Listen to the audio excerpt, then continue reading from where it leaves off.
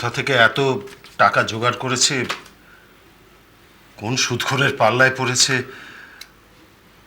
ভেতরে ভেতরে একটা দুশ্চিন্তা হয়।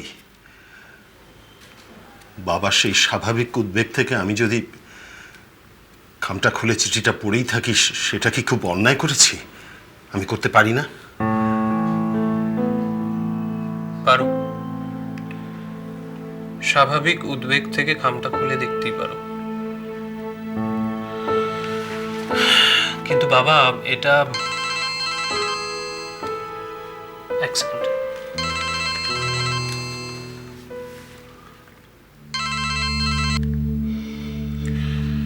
বলো।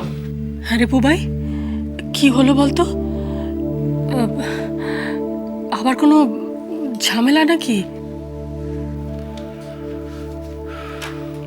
কি ঝামেলা? কি বলছো বলো তো? আমি আমি কিচ্ছু বুঝতে পারছি না। তোকে নাকি ব্যাংক থেকে চিঠি দিয়েছে? বাহ, খবরটা তোমার কাছেও পৌঁছে গেছে দেখছি। ওমা, আসবে না? বাড়িতেই তো চিঠিটা এসেছে। আমি আবার পুপেকে কত বকাবকি করলাম যে কেন লক্ষণকে দিয়ে পাঠাতে গেল, আমাকেই তো দিলে পারতো, আমি দিয়ে আসতাম। হ্যাঁ রে বুবাই, সত্যি করে বল না বাবা, কোনো বিপদ টিপদ হয়নি তো? তো অদ্ভুত ব্যাপার, বলছি তো কোনো বিপদ হয়নি। আচ্ছা, সমস্যায় পড়া গেল না, তুই যে ব্যাংক থেকে লোন নিয়েছিলি, সেই সব নিয়ে কোনো গোলমাল? না, কোনো গোলমাল হয়নি। তুই যে কখন কি করিস, কাউকে কিছু বলিসও না, নিজে নিজে কোথায় যে কখন কি বিপদ বাঁধাবি ভগবান জানে। তোর বাবা যদি একবার জানতে পারেন। তোর চিন্তার কোনো কারণ নেই মা, বাবা এখানে আমার সামনেই বসে আছেন। কি? বাবাই তো এই চিঠিটা আমার কাছে নিয়ে এসেছেন। ও ও আচ্ছা, ঠিক আছে, আমি আমি রাখছি, পরে কথা বলবো, কেমন? রাখছি।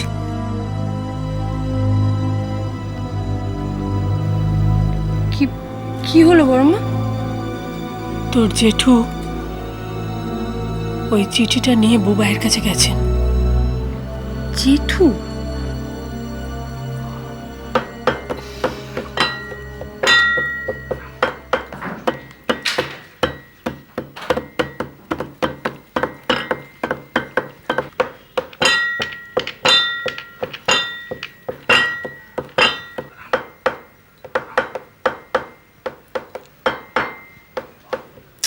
ভম্বল, কি হচ্ছেটা কি?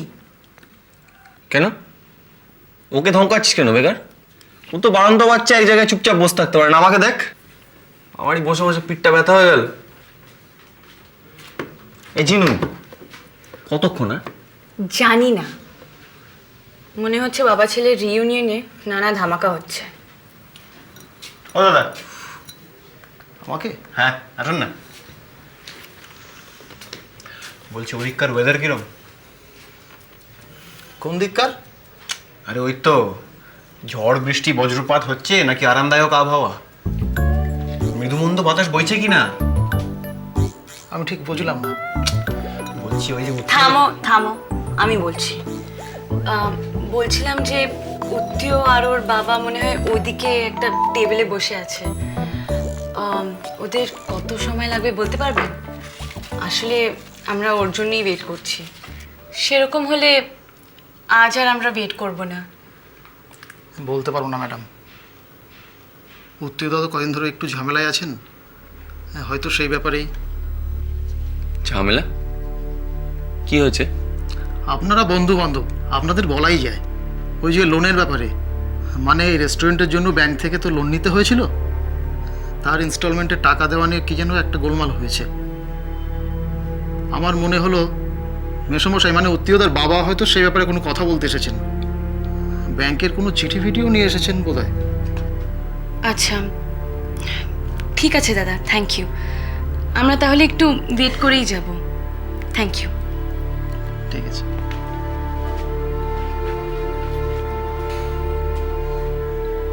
অবাক ব্যাপার,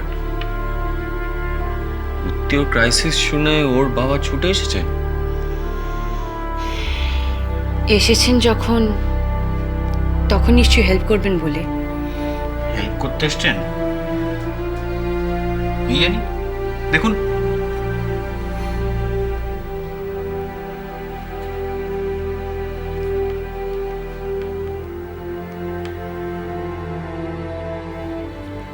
কি করবি বলে ঠিক করলি? হয়ে যাবে, হয়ে যাবে, একটা না একটা ব্যবস্থা ঠিক হয়ে যাবে। এই হলো তোদের জেনারেশনের সঙ্গে আমাদের তফাৎ। তুই সোনার তরী ছেড়ে এসেছিস, ভাবছিস সব সম্পর্ক বুঝি শেষ করে এসেছিস। সোনার তরীর ভালো মন্দ, তার অহংকার, তার তিলে তিলে গড়ে তোলা সম্পদ, তার উপর কোনো রকম আক্রমণ, কোনো রকম আঘাত তোকে আর ভাবায় না, তোকে ছোঁয়ও না। তুই তুই সেটা গ্রাহ্যই করিস না। কিন্তু আমি তো তা পারি না। এখনো তুই আমার ছেলে, সোনার তরীর উত্তরাধিকারী। তোকে নিয়ে চিন্তা করা ছাড়া তো আমার কোনো উপায় নেই। বাবা প্লিজ, আমি বড় হয়েছি, প্লিজ আমাকে স্বাবলম্বী ভাবতে শুরু করো। স্বাবলম্বী লোকেরা কি একে অপরকে সাহায্য করে না? মানে? ওই যে বললাম, তোদের সঙ্গে আমাদের ওইখানেই তফাৎ। আমার আশা, আমার স্বপ্ন, আমার ইচ্ছে, এগুলোর কোনো দাম নেই তোর কাছে। তাই তুই লেখাপড়া ছেড়ে দিয়েছিস, ব্রিলিয়েন্ট ক্যারিয়ার অপশনস ছেড়ে চলে এসেছিস, একটা খাবারের দোকান করেছিস। কিন্তু তোর স্বপ্নটা সত্যি হওয়ার আগেই ভেঙে যাবে, এই ভাবনাটা আমার কাছে অসহ্য।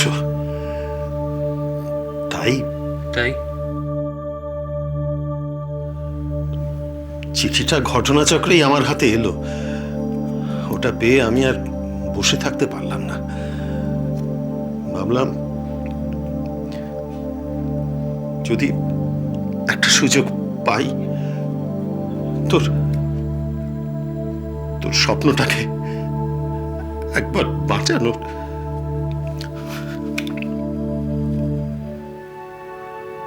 বাবা,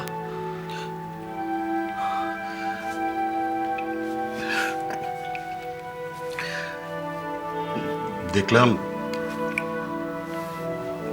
তোদের ব্যাংকের ইনস্টলমেন্টের টাকা বাকি পড়েছে বলে ব্যাংক থেকে একটা ওয়ার্নিং দিয়েছে।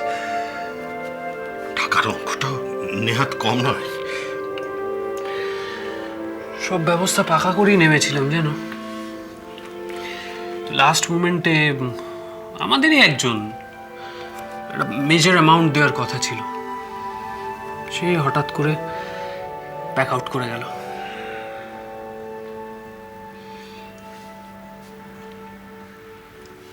টাকাটা যদি আমি দিই, নিবি বুবাই? তুমি? হ্যাঁ, আমি কেন? আমি কি তোকে দিতে পারি না? তোকে টাকা দিতে পারি না? তুই আমার একমাত্র ছেলে। তোর অসময়ে আমি তোকে এই কটা টাকা দিতে পারবো না? ভালো করে ভেবেচিন্তে কথাটা বলছো তো? এর মধ্যে ভাবাভাবির তো কিছু নেই। তুই ছাড়া আমার আর কে আছে বল? তুই শুধু একবার বল। টাকাটা আমার সত্যি খুব দরকার। টাকাটার জন্য আমাকে নানা জনের কাছে হাত পাততে হতো, নানাভাবে চেষ্টা করতে হতো। সেক্ষেত্রে যদি সেটা তুমি দিয়ে দাও তাহলে তো ভালোই হয়। কিন্তু কিন্তু কি? টাকাটা যদি অন্যের কাছ থেকে নিতাম তাহলে তো সেটা ধার হিসেবে নিতাম। এখন যদি তুমি টাকাটা দাও তাহলে তোমাকেও কিন্তু ধার হিসেবেই দিতে হবে। আমি প্রত্যেক মাসে কিছু কিছু করে তোমায় শোধ করে দিতে থাকবো। বেশ, তাই হবে। গানের পারে